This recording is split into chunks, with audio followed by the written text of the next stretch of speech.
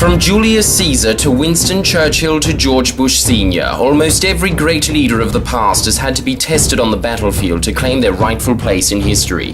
Yilmaz is no exception. In the 5th volume of the Chronicles of Yilmaz, we're past the point of documenting his petty political rivalries with people such as Mitchell and Steve. We're now going to witness full wartime Yilmaz, and so to set the scene better, I'm going to dress up as Oliver North, who was part of the Iran-Contra and now's a documentary maker on Fox News. Historians can't place an exact date on the event, but most claim that the catalyst occurred when Yilmaz was staring at this reasonably attractive woman in our year called Anna. Most guys in the year gave her a solid 7. You've got to applaud Yilmaz for being realistic. That took tremendous courage. According to sources at the time, you could tell by the way he was looking at her that he was completely oblivious to his surroundings. Perfect conditions for a surprise attack. A child nicknamed the Gronk, Yilmaz never previously regarded him as much of a threat due to his lack of coordination. He was dead wrong. And just to give you an idea of what we mean by lack of coordination, this guy broke his leg square dancing.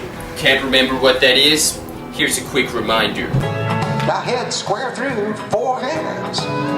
No one under the age of 50 does this for fun. The Gronk sneaks up behind Yilmaz and throws a football at his head. Yilmaz is instantly booted online, shouting, "What the fuck?" He sees the Gronk laughing at him. A clear act of defiance. Yilmaz charges. The Gronk, a little too happy to be being beaten because he was a little weird like that, until the teacher on duty yells, Yilmaz, principal's office, now! Oh, it was one of the most exclusive scoops I ever got. I remember running up to him and asking, Yilmaz!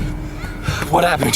Tell me everything, what happened? He's fucking dead, bro. I swear I'm gonna kill that Uncle Cock straight after school, man. Jordan, being the little gossip queen that he is, spread the news as quickly as he could. Yilmaz is gonna fight the Gronk! According to eyewitness accounts, as much as a quarter of the year showed up to the place they agreed to fight. But the question remained, who was going to win? A man that broke his leg doing this? Or a kid that split his pants just a week before trying to pick up 10 cents that was glued to the ground?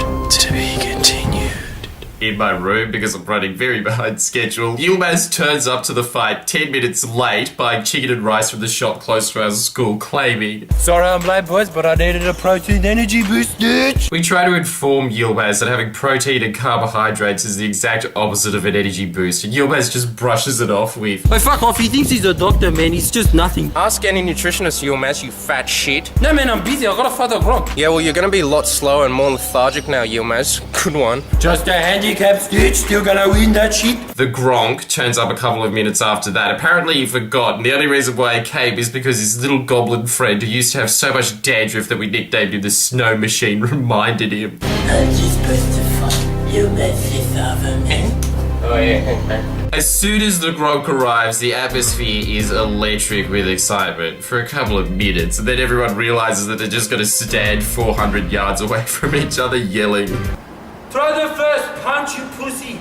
Come here, Yilmaz. You wanted to fight. I won't even throw the first punch, man. This is unbelievable. Disillusioned with the anticlimax, and understandably so, a couple of the kids that more or less had ADD in our year started throwing pebbles at Yilmaz. Fuck off, you stitch. Fuck. Oh, Yilmaz, go fighting, you fat shit. I want to just go home. Then why don't you just go home, dickhead? No one's stopping you. Just fuck off. And after that quick little exchange, which is about as action-packed as it got, this really camp teacher arrived on the scene. You boys aren't fighting, are you?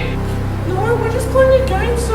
And I know that it's essentially sacrilege to say anything bad about the greatest man who ever lived, but Yilmaz, this may surprise you, used to make mistakes occasionally, and this time, what an idiot, this is what he said to the teacher. What are you talking about, man? I'm here to bash James. He can't do anything. Why are you scared? We're out of school. So obviously the teacher disperses us. Right, everyone leave the premise now. You've all got detention for the rest of the week. One of the kids tries to make a run for it, and the teacher stops him so easily.